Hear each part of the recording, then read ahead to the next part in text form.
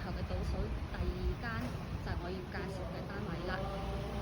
大概幾米左右咁就到大成大廈啦。咁呢度係第二個單位，咁我哋上去5樓個單位係點樣？依家我哋上咗單位度啦，上到單位度呢入感覺都非常之舒適嘅。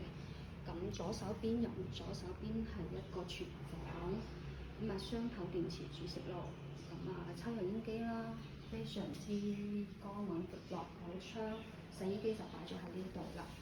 咁之後，咁我哋就再轉翻去左手邊係一個乾淨企理嘅沖涼房，係電嘅熱水爐。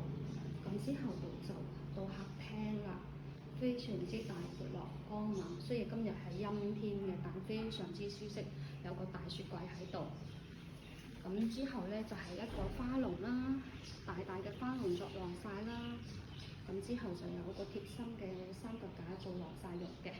好，咁我哋轉入嚟，好，右手邊呢個房間，咁就係一個雙窗嘅大雙人床。咁仲有個衣櫃喺度，咁我哋跟住鏡頭轉過去右手邊一個房間，咁呢度有一個靚嘅梳妝台、衣櫃，咁都係有窗嘅，就有一張細床喺度。我哋跟住鏡頭再睇翻個客廳，呢個單位呢係正兩房單位，648尺。咁有興趣嘅朋友，快啲聯繫我啦！唔該晒你。